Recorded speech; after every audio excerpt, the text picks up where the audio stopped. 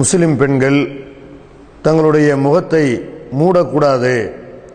முகம், கைகள், கால்கள் இவைகள் திறந்த நிலையில்தான், மற்ற உடல் உறுப்புகளை எல்லாம் மறைத்த நிலையில்தான் அவர்கள் காட்சி தர வேண்டும் என்ற செய்திகளை இன்றைய தினம் நாம் அறிந்து கொள்ள இருக்கிறோம். பொதுவாக தப்லீக் ஜமாத்தினர்கள் அதிகமாக வாழக்கூடிய பகுதிகளில் சலஃபுகள் என்று தங்களை சொல்லிக் கொள்பவர்கள் மத்தியிலும் ஒரு சில குறிப்பிட்ட ஊர்களிலும் பெண்கள் தங்களுடைய முகத்தை மூடிக்கொண்டு வெளியில் வருவதை நம்ம பார்க்கிறோம். முகத்தை மூடுறது மட்டும் இல்லை, கையை மூடணும், காலை மூடணும், கைண்ட முன்பகுதியையும் பாதங்களையும் கூட மறைக்க வேண்டும் என்று இஸ்லாமிய மார்க்கத்தில் இல்லாத ஒரு ஆடை முறையை இவர்கள் மக்களுக்கு போதிக்கிறார்கள். இது மார்க்க அடிப்படையில் கூடுமா? இதை விளக்குவதுதான் இந்த தலைப்பினுடைய நோக்கம். முஸ்லிம் பெண்களுடைய ஆடையை பற்றி விளக்கக்கூடிய 2 திருக்குர்ஆன் வசனங்களை முதலாவதாக நாம் அறிந்து கொள்வோம். அந்த 2 வசனங்களுமே என்ன சொல்கிறது? பெண்கள் தங்களுடைய முகத்தை திறந்த நிலைமையில், தங்களை யார் என்று காட்டிக்கொள்ளக்கூடிய நிலைமையில்தான் அவங்க வெளியில் வர வேண்டும், மற்ற ஆண்கள் முன்னால் காட்சி தர வேண்டும், தங்களுடைய முகத்தை மறைக்கக்கூடாது, யார் என்றே தெரியாத அளவுக்கு மறைக்கக்கூடாது என்றுதான் திருக்குர்ஆனுடைய வசனங்கள் சொல்கிறது. என்ன வசனங்கள்லாம் அப்படி சொல்கிறது? திருமறை குர்ஆனில் அல்லாஹ் ரப்புல் ஆலமீன் 33வது சூறாவில் 59வது வசனத்தில் அஹ்ஸாப் சூறாவில் அல்லாஹ் சொல்லி காட்டுகிறான், யா அய்யுஹன் நபியே குல்லி அஸ்வாஜிக்க, உன் மனைவிமார்களுக்கு நீ சொல்லு, பனாத்திக்க, உன் பொம்பளை பிள்ளைகளுக்கு சொல்லு, நிசாயில் முமினின், மூமினான அனைத்து பெண்களுக்கும் நீ சொல்லு, யுதுனீன அலைஹின்ன மின் ஜலாபிபிஹின்ன, அவர்கள் ஜில்பாபு என்ற முக்காடுகளால் தங்களை மறைத்துக் கொள்ள வேண்டும் என்று அவங்களுக்கு சொல்லு அப்படிங்கிற அல்லாஹ். நபி ஸல்லல்லாஹு அலைஹி வஸல்லம் மனைவிமார்களுக்கும் மூமினான அனைத்து பெண்களுக்கும் நபியினுடைய பொம்பளை பிள்ளைகளுக்கும் சேர்த்து அல்லாஹ் ஒரே மாதிரியான ஆடைய ஜில்பாபு என்ற முக்காடை அணிந்து கொள்ளுமாறு அல்லாஹ் சொல்லுகிறான். இதில் நபி ஸல்லல்லாஹு அலைஹி வஸல்லம் மனைவிமார்களுக்கு மாத்திரம் விதிவிலக்காக பின்னாடி வேற வசனம் இறங்குது. ஜில்பாப் அணியக்கூடாது, அவங்க ஹிஜாபு என்ற வேற ஆடை அணிய வேண்டும்னு பின்னாடி வசனம் வருது. அப்போ மற்ற மூமினான பெண்களுக்கெல்லாம் அல்லாஹ் இந்த வசனத்தில் சொல்லக்கூடிய அறிவுரை இன்னமும் இருக்கிறது.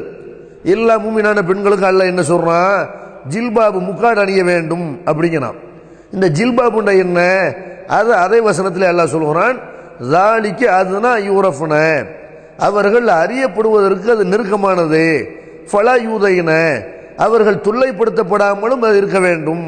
அந்த ஜில்பாபு என்ற முக்காடு எப்படி இருக்க வேண்டும் என்று கேட்டால், அவர்கள் யார் என்று அறியப்படுகிற வகையில இருக்கணும், தொல்லைக்கு உட்படுத்தப்படாத வகையில இருக்கணும். அதாவது முழு உடலையும் அவங்க மறைக்கணும். அதே நேரத்தில் யார் என்று தெரியாத அளவுக்கு முகம், கை, கால் எல்லாத்தையும் மூடி, ஆனா பெண்ணான்னு தெரியல, நல்லவர் கெட்டவரான்னு தெரியல, யாருன்னு தெரியல, கிளவியா குமரியான்னு தெரியல, இப்படி எந்த வகையிலையுமே யாருடைய குடும்ப பெண்ணுன்னு தெரியல, அப்போ யாருக்கு மனைவி, யாருக்கு சகோதரி, ஒண்ணுமே தெரியாம முழுமையாக தங்களை யாருன்னு தெரியாத வகையில அவர்கள் அந்த முக்காடு அணியக்கூடாது. ஜில்பாபு என்று சொன்னால் யார் என்று தெரியக்கூடிய வகையில் இருக்கணும். அதே மாதிரி அவங்க தொல்லைப்படுத்தப்படாத வகையில் அப்படி இருக்கணும். மற்ற உடல் உறுப்புகளை எல்லாம் அவங்க மறைக்க வேண்டும் என்று அல்லாஹ் ரப்புல் ஆலமீன் சூரத்துல் அஹ்ஸாபுல 59வது வசனத்தில் சொல்லி காட்டுகிறான். அப்ப ஜில்பாபு என்ற அந்த முக்காடு என்றால் என்ன என்பதற்கு அந்த வசனத்தில் எல்லாம் விளக்கம் சொல்லிடுறான். யாருன்னு தெரிகிற வகையில தான் அவங்க அந்த முக்காடை அணிய வேண்டும் அப்படின்னு அல்லாஹ் சொல்றான். அகராதியில கூட, அரபி மொழி அகராதியில கூட இந்த ஜில்பாபு என்ற வார்த்தைக்கு நம்ம பொருளை பார்த்தோமேயானால் முகத்தை மூடக்கூடிய ஆடை என்று அரபி அகராதியிலும் கிடையாது. என்ன இருக்கு அதுல? லிசானுல் அரபி என்று பிரபலியமான அரபி அகராதின் உள்ள இந்த வார்த்தைக்கு ஜில்பாபு என்ற முக்காடு என்ற அந்த வார்த்தைக்கு என்ன அர்த்தம் அப்படின்னு பார்த்தா, தலையை மறைக்கக்கூடிய துணி, நெஞ்சு பகுதியை மறைக்கக்கூடிய துணி, முதுகை மறைக்கக்கூடிய துணி, இப்படித்தான் லிசானுல் அரபி போன்ற அந்த அரபி மொழி அகராதிகளையும் இருக்கிறது. அப்ப அரபி மொழி அகராதியின் அடிப்படையிலையும் இந்த ஜில்பாப் என்ற வார்த்தைக்கு முகம் மறைக்கிற ஆடைன்னு கிடையாது. அல்ல ஆடையை பற்றி சொல்லக்கூடிய வசனம் நமக்கு என்ன சொல்லுது? தலையை, நெஞ்சு பகுதியை, முதுக மறைக்கக்கூடிய வகையில் பெண்கள் முக்காடு அணிய வேண்டும் என்று சொல்கிறது. அதே மாதிரி ஜில்பாபு என்றால் என்ன என்பதற்கு ஹதீஸுகளில் நமக்கு விளக்கம் கிடைக்கிறது. எப்படி கிடைக்குது?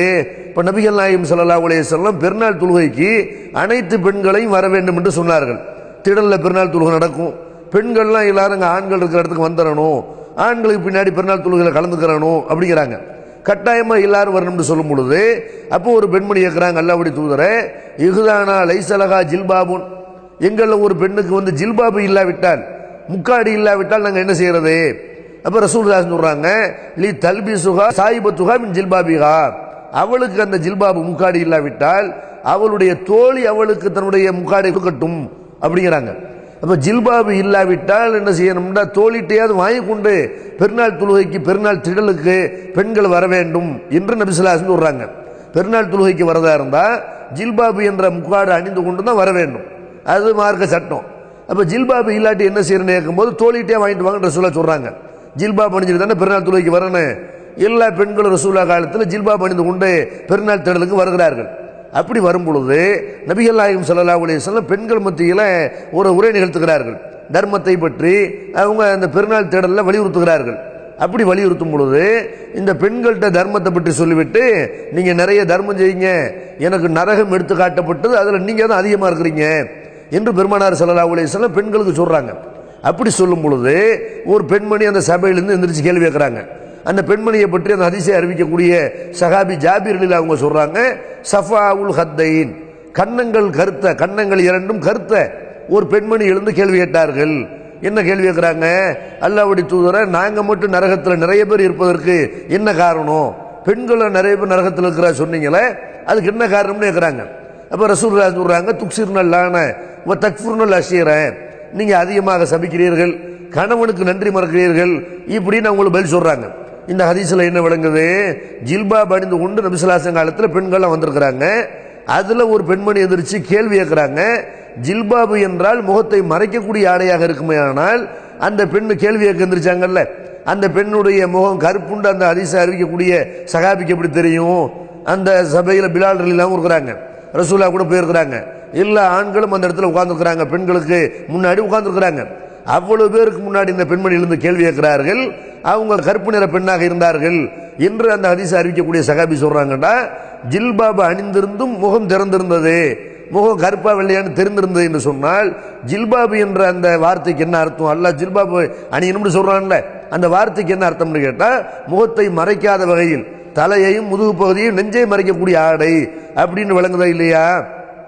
அதே நேரத்தில் சில பேர் என்ன சொல்லுவாங்கன்னு கேட்டா, இந்த சஃபாவுல் ஹத்தைன்ங்கிற வார்த்தை இருக்குல்ல, இந்த வார்த்தைக்கு கன்னங்கள் கருத்த ஒரு பெண்மணி கேள்வி கேட்டாங்கன்னு இருக்குது. அப்போ ரசூலுல்லாஹ் காலத்தில் பெண்கள் முகம் திறந்து வந்திருக்கிறாங்களே, ஜில்பாபு என்றால் முகம் திறக்கிற ஆடைன்னு இந்த ஹதீஸ்லேருந்து விளங்குதுன்னு கேட்டால் அது வந்து சஃபாவுல் ஹத்தைன்ற அதுக்கு என்ன அர்த்தம்னு கேட்டால், அடித்தட்டில் சமுதாயத்தில் ஒதுக்கப்பட்டவர்கள் இருப்பாங்கல்ல, அந்த மாதிரி ஒரு நீக்குற மாதிரி உள்ள ஒரு ஆளைத்தான் சஃபாவுல் ஹத்தைன்னு சொல்லுவாங்க. ஒரு அடித்தட்டு சமுதாயத்தை சேர்ந்த ஒரு பெண் எந்திரிச்சு கேள்வி கேட்டாங்கன்னு அர்த்தம் வைக்கணும்னு சொல்றாங்க. சரி, அடித்தட்டு பெண்ணாக இருக்கட்டும், அடித்தட்டு பெண்ணுங்கிறது முகம் மூடி இருந்தால் தெரிஞ்சு போயிருமா? முகத்தை மூடி கொண்டு ஒரு பெண் எந்திரிச்சு நபி ஸல்லல்லாஹு அலைஹி வஸல்லம் கேள்வி கேட்டார்களே, ஆனால் அவங்க அடித்தட்டு சமுதாயத்தை சேர்ந்தவர்களா அல்லது குறைஷ் குலம் மாதிரி அந்த சமுதாயத்தில் உயர் குலமாக கருதப்பட்டுச்சுல, இஸ்லாத்தில் இந்த உயர்ந்த குலம்லாம் கிடையாது. ஆனால் அந்த மாதிரி குறைஷி குலத்தை அந்த அன்றைய அரபு மக்கள் அப்படி நினைச்சாங்களே, இது குறைஷியா அடித்தட்டு மக்களா, இது மதீனாவாசியா மக்காவாசியா, இதெல்லாம் எப்படி தெரியும்? முகம் திறந்திருந்தா தான் தெரியும். அதனால அடித்தட்டு மக்கள் அடித்தட்டு சமுதாயத்தை சேர்ந்த பெண்ணுன்னு அர்த்தம் வச்சாலும் கூட முகத்தை அவங்க திறந்திருந்தாங்க அப்படின்னு தான் நம்ம சொல்ல முடியும். சில பேர் என்ன செய்யறாங்க, அவங்க வயசான பெண்ணா இருக்கலாம், அதனால அவங்க முகம் திறந்திருக்கலாம் அப்படின்னு சொல்றாங்க. சரி, வயசான பெண்ணு எப்படி தெரியும்? முகத்தை ஒருத்தர் மூடி இருப்பாரே, ஆனால் இவங்க வயசானவங்க, இவங்க இளமையானவங்கன்னு எப்படி தெரியும்? அப்ப முகத்தை அவங்க திறந்தா இருந்திருக்கிறாங்க, வயசான பெண்ணா இருந்திருக்கலாம்ங்கிற இவங்களுடைய கற்பனை. ஹதீஸுகள் அந்த மாதிரிலாம் இல்லை. ஒருவேளை வயசான பெண்ணா இருந்தா கூட முகத்தை திறந்திருந்தா தான் அதுவும் தெரியும். அதனால இவங்க ஹதீஸை ஏற்றுக்கொள்ள முடியாமல், இந்த ஹதீஸுக்கு பதில் சொல்ல முடியாமல் என்ன செய்யறாங்க, முகத்தை மறைக்கணும்னு, பெண்கள் தங்களுடைய முகத்தை மறைக்கணும்னு சொல்லக்கூடியவர்கள் சில இந்த மாதிரி தப்பான வாதங்களை வைக்கிறார்கள். ஆனால் ஜில்பாப் என்ற வார்த்தைக்கு என்னதான் அர்த்தம்? முகத்தை மறைக்காத ஆடை என்றதான் அர்த்தம். நபி காலத்து பெண்கள் தங்களுடைய முகத்தை மூடாமல் தான் இருந்தார்கள், திறந்த நிலைமையில் தான் இருந்தார்கள். அதைத்தான் அந்த குர்ஆன் வசனம் நமக்கு சொல்லுது, ஜில்பாப் அணிந்து கொண்டு வாங்க, ஜில்பாப் யாருன்ற உங்களை காட்டி கொண்டு தான் வரணும் அப்படின்ற அந்த வசனம் சொல்லுகிறது. அதே மாதிரி திருமறை குர்ஆன்ல பெண்களுடைய ஆடையை பற்றி சொல்லக்கூடிய இன்னொரு வசனம், என்ன வசனம்? குல்லில் மூமினாத், இந்த வசனம் ஆரம்பிக்குது பாருங்க. அதுலேயே பெண்கள் எப்படி தங்களுடைய ஆடையை அமைத்துக் கொள்ள வேண்டும் என்று அழகா விளங்குது. குல்லில் மூமினாத்தி, மூமினான பெண்களுக்கு நபியை நீங்க சொல்லுங்க, என்ன சொல்லுங்க, எகுலுல்ன மின் அபுசாரிகின்ன, அவர்கள் தங்களுடைய பார்வைகளை தாழ்த்தி கொள்ள வேண்டும் அப்படின்னு ஆரம்பிக்கணும். பார்வையை தாழ்த்திக்கணும் நீங்க அல்ல சொல்றான். ஆண்கள்லாம் இருப்பார்கள், அவங்க முகம் மறைத்திருக்க மாட்டார்கள், அவங்க முகம் திறந்து வருவார்கள். பெண்களாகி நீங்க என்ன செய்யணும், ஆண்களை பார்க்க நேர்ந்தால் பார்வைகளை தாழ்த்தி கொள்ளுங்கள். இது அறிவுரை அல்ல. அதே வசனம் ஆண்களுக்கும் சொல்றான், குள்ளில் மூமினின, மூமினான ஆண்களுக்கு நபியை நீங்கள் சொல்லுங்கள், எகுல்லு மின் அபுசாரியும், அவர்கள் தங்களுடைய பார்வைகளை தாழ்த்தி கொள்ளட்டும். ஆண்கள் எப்படி முகம் திறந்து வருவார்களோ அதே மாதிரி பெண்களும் முகம் திறந்து வருவார்கள். ஆண்கள் நீங்க பார்வையை தாழ்த்திக்கிறீங்க இப்படிங்கிறான். அப்ப அதே மாதிரி பெண்களுக்கு அல்ல அறிவுரை சொல்றான். பெண்கள் ஆண்களை பார்த்தன செய்யுங்க, பார்வைகளை தாழ்த்தி கொள்ளுங்கள், கற்பை பேணிக் கொள்ளுங்கள் அப்படின்னு சொல்லிவிட்டு அல்ல சொல்றான். வள்ளி எழுதி புனபி ஹுமுரிகின்ன அலா ஜூபிகின்ன, அந்த பெண்கள் தங்களுடைய அந்த முக்காடுகளால், ஹுமுருங்கிற வார்த்தையை அல்ல யூஸ் பண்றான். ஹுமுர் என்ற வார்த்தைக்கு என்ன அர்த்தம்னு கேட்டா, ஹிமார் என்ற வார்த்தையினுடைய பன்மை சொல்லுதா ஹுமுர், ஹிமார்னா முக்காடுன்னு அர்த்தம். அப்ப தங்களுடைய முக்காடுகளை தங்கள் நெஞ்சின் மீது போட்டுக் கொள்ளட்டும் அப்படின்னு நல்ல அந்த வசனத்தில் சொல்றான். தங்களுடைய முகத்தின் மீது போட்டுக் கொள்ளட்டும் நல்லா சொல்லலை, தங்களுடைய நெஞ்சின் மீது போட்டுக் கொள்ளட்டும். ஹிமார் என்ற அந்த முக்காடை நம்ம தெரிஞ்ச வசனத்தில் அஹ்ஸாப் சூராவில் வரக்கூடிய அந்த வசனத்தில் அல்லாஹ் என்ன செய்யறான்னா ஜில்பாபுங்கிற வார்த்தையை பயன்படுத்தினான். அதுக்கு தலையை மறைக்கிற துணி என்றுதான் அர்த்தம். இங்க ஹிமார்னு ஒரு வார்த்தையை பயன்படுத்தினான்ல, இந்த ஹிமார் என்ற அந்த துணியை முக்காடை தங்களுடைய நெஞ்சின் மீது போட்டுக் கொள்ளட்டும் அப்படிங்கிறான். அதாவது முகம் திறந்திருக்கும், ஆண்கள் பார்த்து தங்களுடைய பார்வையை தாழ்த்திக் கொள்வார்கள், தாழ்த்திக் கொள்ள வேண்டும். பெண்கள் என்ன செய்யணும்னு கேட்டா அந்த முக்காடால் தங்களுடைய நெஞ்சை மறைத்துக் கொள்ள வேண்டும் இப்படின்னு நல்லா சொல்றான். இந்த ஹிமாருங்கிற வார்த்தைக்கும் என்ன அர்த்தம் அரபி டிக்ஷனரி போய் பார்த்தால் இதுக்கு என்ன மீனிங் தான் வருது, இது தலையை மறைக்கக்கூடிய துணி. ஹிமார் என்று சொன்னால் தலையை மறைக்கக்கூடிய துணி என்று தான் வருகிறது. நசீஃபி என்று அரபியில் வருது. அந்த ஹூருலின்களுடைய முக்காடை பற்றி ஹதீசுகள் வரும்ல, நசீஃபி என்று அந்த வார்த்தை தான் வருது. நசீஃபி என்றால் தலையில் போடக்கூடிய அந்த துணி என்று அர்த்தம். ஹதீசுகள்லையும் நம்ம அந்த ஹிமார் என்ற வார்த்தை வரக்கூடிய இடங்களை பார்த்தா முகம் திறந்திருக்கக்கூடிய ஆடை, பெண்கள் தலையில போடக்கூடிய துணி, ஆண்கள் போடக்கூடிய தலப்பா இருக்கல, அதுக்கு கூட இந்த ஹிமாருங்கிற வார்த்தை தான் ஹதீசுகள் வருகிறது. எப்படிலாம் வருதுன்னு நீங்க பாருங்க. எப்படி வருது, நபி ஸல்லல்லாஹு அலைஹி வஸல்லம் காலத்தில் உம்மு சுலைம் என்று ஒரு பெண்மணி இருந்தாங்க. அவங்கள்ட்ட ஒரு அனாதை சிறுமி ஒருத்தவங்க இருந்தாங்க. அவங்க நபி ஸல்லல்லாஹு அலைஹி வஸல்லம் அவங்கள்ட்ட அந்த சிறுமி இருக்கிற நேரத்தில் அவங்கள அந்த சிறுமியை பார்த்து நபி ஸல்லல்லாஹு அலைஹி வஸல்லம் செய்கிறாங்கட்டா, உனக்கு வயசு அதிகமாகாது, நீ இப்படியே தான் இருப்ப அப்படிங்கிற மாதிரி சொல்றாங்க. இப்படி சொன்ன உடனே அந்த பிள்ளை என்ன செய்யுதுன்னா அழுதுகிட்டு போய் அவங்களுடைய அந்த உம்மு சுலைம் அவங்ககிட்ட போய் இதை சொல்றாங்க. அப்போ உம்மு சுலைம் என்ன செய்யறாங்கட்டா, தன்னுடைய அந்த ஹிமாரை சுற்றி கொண்டு நபி ஸல்லல்லாஹு அலைஹி வஸல்லம் அவங்கள்ட்ட வேக வேகமாக வர்றாங்க. ஹிமார்ண்டா முகத்தை மூடக்கூடிய ஆடையாக இருந்தா இவங்க வந்த உடனே நபி ஸல்லல்லாஹு அலைஹி வஸல்லம் யாருன்னு கேட்கணும். ஹிமாரை சுற்றிக்கிட்டு தான் வர்றாங்க. அப்போ நபி ஸல்லல்லாஹு அலைஹி வஸல்லம் அந்த பெண்மணியை பார்த்து என்ன கேட்குறாங்க, மாலிக்கி உம்மு சுலைம் பார்த்த உடனே கேட்குறாங்க, உம்மு சுலைம் என்ன பிரச்சனை, ஏன் வேகமாக ஓடி வர்ற, இப்படி சண்டைக்கு வர மாதிரி வர்றாங்க, அந்த பிள்ளை பாவம் அழுதுட்டு கிடக்குது, நீங்கள் என்ன சொன்னீங்களாம்ல அப்படின்னு அவங்க சொல்றாங்க. அதை பற்றி கவலைப்படாத, நான் ஒரு ஆளுக்கு எதிராக ஏதாவது நான் மனிதனுங்கிற அடிப்படையில் கோபமாக ஏதாவது பேசிவிட்டால் அதை அவங்களுக்கு அல்லாஹ் ஒரு நன்மையாகத்தான் ஆக்கி வைப்பான், அல்லாட்ட நான் அப்படி ஒரு துவாவை செஞ்சிருக்கிறேன் அப்படின்னு நபி ஸல்லல்லாஹு அலைஹி வஸல்லம் உம்மு சுலைம் அவர்களுக்கு பதில் சொல்றாங்க. இதில் நம்ம என்ன விளங்குறோம்னு கேட்டால், ஹிமார் என்ற முக்காடு அணிஞ்சுக்கிட்டு உம்மு சுலைம் வரும் பொழுது நபி ஸல்லல்லாஹு அலைஹி வஸல்லம் உம்மு சுலைமேன்னு பார்த்த உடனே கேட்குறாங்கடா, உம்மு சுலைம் முகம் தெரிஞ்சிருக்க போய் தானே கேட்குறாங்க. முகத்தை மூடக்கூடிய ஆடையாக அந்த ஹிமார் என்ற அந்த முக்காடு இருக்குமே, ஆனால் எப்படி உம்மு சுலைம் அடையாளம் காண முடியும்? அப்போ ஹிமார் என்ற வார்த்தைக்கு என்ன அர்த்தம்டா, முகம் திறந்து தலையை மறைக்கக்கூடிய ஒரு ஆடை, நெஞ்சு பகுதியை மறைக்கக்கூடிய ஆடை அப்படிங்கிற விளங்குது. இது போக நபி ஸல்லல்லாஹு அலைஹி வஸல்லம் சொல்றாங்க பாருங்க, லா இக்பலுல்லாஹு ஸலாத்த ஹாயிலின் இல்லா பிஹிமார், மாதவிடாய் வரக்கூடிய ஒரு பெண்ணு, பருவ வயதை அடைந்த ஒரு பெண்ணு இந்த ஹிமார் என்ற முக்காடு இல்லாமல் அவள் தொழுதால் அவளுடைய தொழுகை அல்லாஹ் ஏற்றுக்கொள்ள மாட்டான் அப்படிங்கிறாங்க. அதாவது ஒரு பருவ வயது அடைஞ்ச பெண்ணு தொழும் பொழுது கண்டிப்பாக ஹிமார், அல்லாஹ் ஹிமாரை போட்டுக்கிறங்கன்னு குர்ஆன்ல சொல்றான்ல, பெண்களுக்கு அறிவுரை சொல்றான்ல, அந்த வார்த்தையை ரசூலுல்லாஹ் சொல்றாங்க. ஹிமார் அணிஞ்சுக்கிட்டு தான் அவங்க தொழுவணும். இப்போ இந்த இடத்துல ஹிமாருக்கு என்ன அர்த்தம் வைக்குவாங்க, முகத்தை மறைத்து கொண்டு பெண்கள் தொழணும்னு அர்த்தம் வைப்பாங்களா? ஹிமார்னா முகத்தை மறைக்கிற ஆடை இல்லை, தொழும்போது பெண்கள் தங்களுடைய முகத்தை மறைக்க வேண்டிய அவசியம் கிடையாது.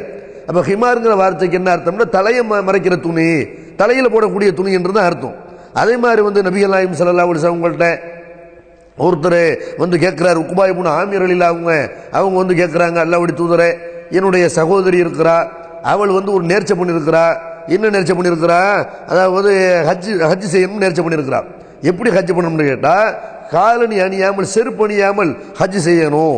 கையில முகத்தமீரத்தின், ஹிமாரி இல்லாமல் முக்காடி இல்லாமல் ஹஜ்ஜுக்கு வர வேண்டும் அப்படின்னு வந்து ஒரு நேர்ச்சை பண்ணியிருக்கிறான். இந்த மாதிரி நேர்ச்சை செய்யலாமா, இந்த நேர்ச்சையை நிறைவேற்றலாமா அப்படின்னு உக்பா இப்னு ஆமீர் அவர்கள் கேட்கிறார்கள்.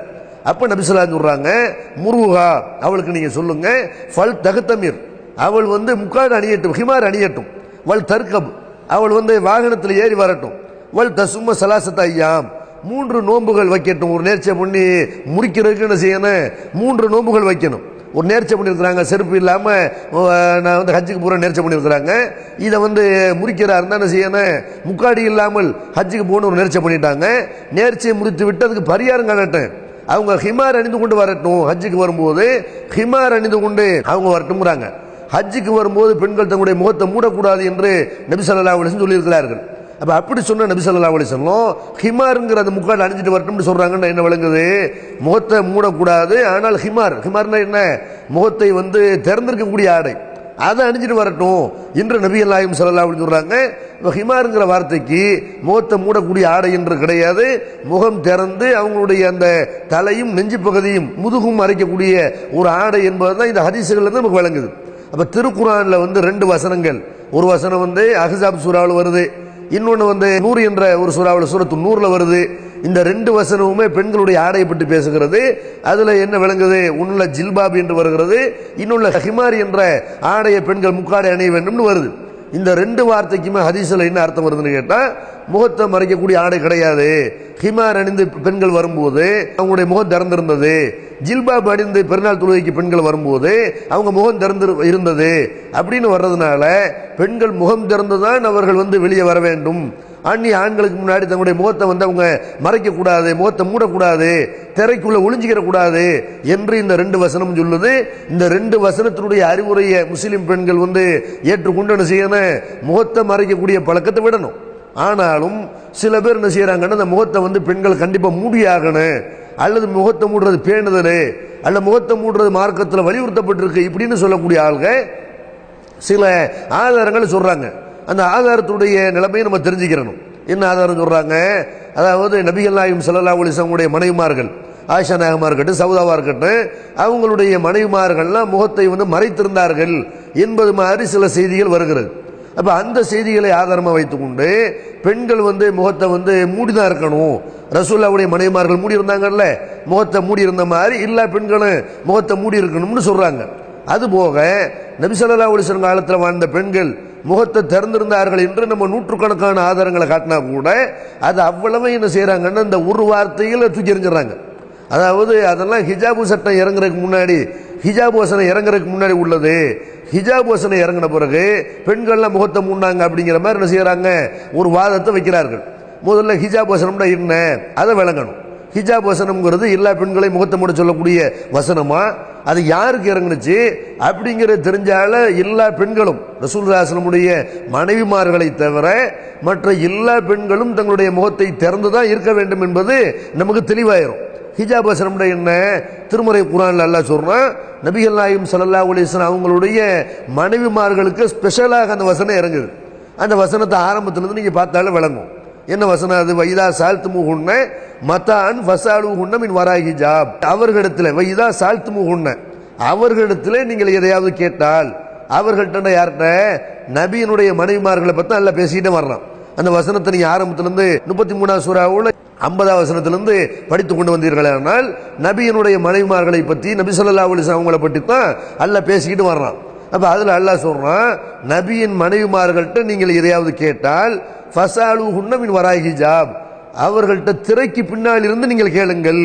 ஸாலிக்கும் அத்ஹரு லிகுலூபிக்கும் வகுலூபிஹின்ன, இதுதான் உங்களுடைய உள்ளங்களுக்கும் அவங்களுடைய உள்ளங்களுக்கும் சேர்ந்தது, தூய்மையானது அப்படின்னு அல்லாஹ் என்ன செய்யணும், நபியின் மனைவிமார்கள்ட்ட எதையாவது கேட்டால் திரைக்கு பின்னாடி இருந்து கேளுங்க இப்படின்னு நபியின் மனைவிமார்களுக்கு தான் அல்லாஹ் சொல்றானே தவிர இது எல்லா மூமினான பெண்களுக்கு இறங்க கிடையாது. ஆனால் என்ன செய்யறாங்க, இந்த வசனத்தை வைத்துக்கொண்டு இல்ல நபி ஸல்லல்லாஹு அலைஹி வஸல்லம் மனைவிமார்களுக்கு மட்டும் உள்ள சட்டம் இல்லை இது.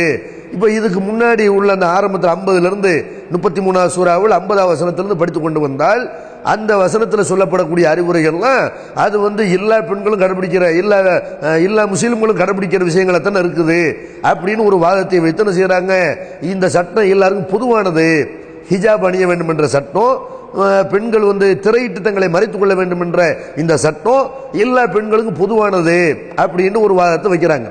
ஆனால் அந்த வசனத்தை நீங்க ஆரம்பத்திலிருந்து படிச்சிருவாங்க. அந்த வசனம் என்ன சொல்லுது?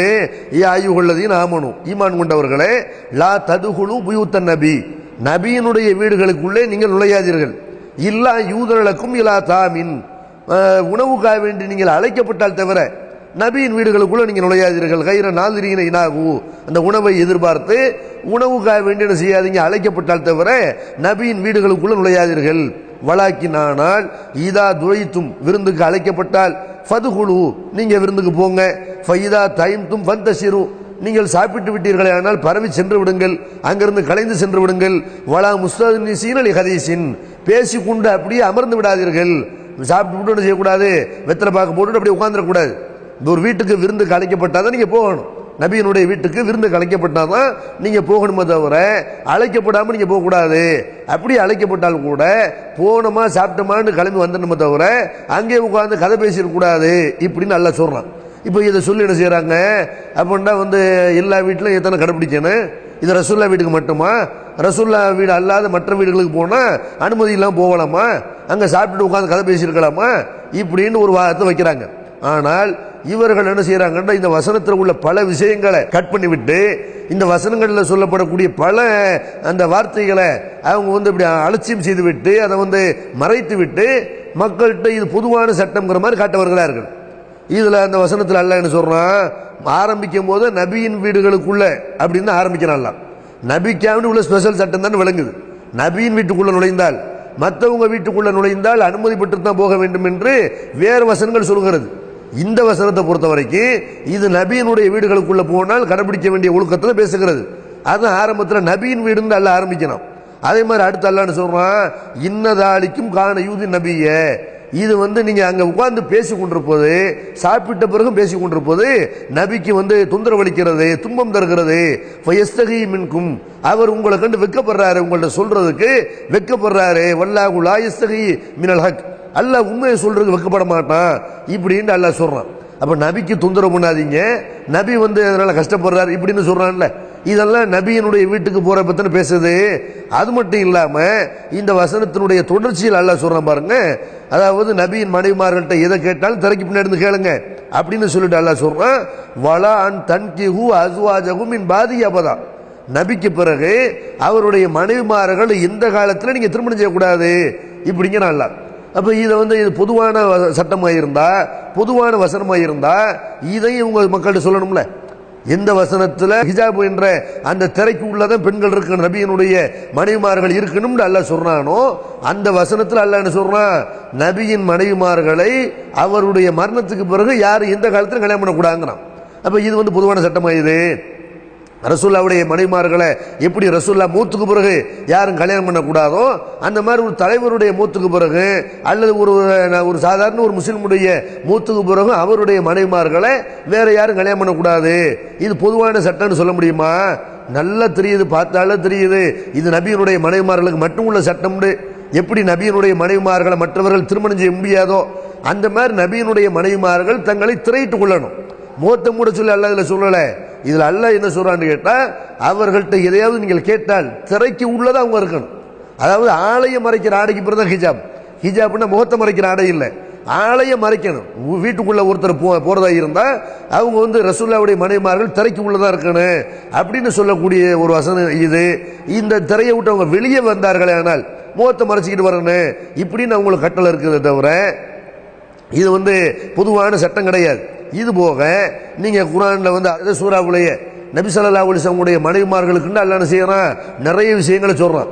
இதெல்லாம் பொதுவானது என்று இவங்க சொல்லுவாங்களா? ஹிஜாபு சட்டம் எல்லாருக்கும் பொதுவானங்கிறாங்கல்ல. அந்த சூரத்துல் அஹ்ஸாப்ல சொல்லப்படக்கூடிய ரசூலுல்லாஹ்வுடைய மனைவிமார்களை பார்த்து சொல்லப்படக்கூடிய ஒவ்வொரு அறிவுரை நீங்க பாருங்க, இதெல்லாம் கண்டிப்பா பொதுவானது கிடையாது. யா அய்யுஹன் நபி, நபியே குல்லி அஸ்வாஜிக்க, உன் மனைவிமார்களுக்கு நீ சொல்லு, இன் குன்துன்ன துரீதுன ஹயாத்த துன்யா வ ஸீனத்தஹா, இந்த உலகத்தையும் இதனுடைய அலங்காரத்தையும் நீங்கள் விரும்புவீர்களானால் ஃபதாலைன, நீங்கள் வாருங்கள், உம்மத்தியுக்குன்ன உசரியுக்குன்ன சராகன் ஜமிகளா, உங்களுக்கு நல்ல வகையில வாழ்வாதாரத்தை கொடுத்து உங்களை நான் விவாகரத்து செய்து விடுகிறேன்.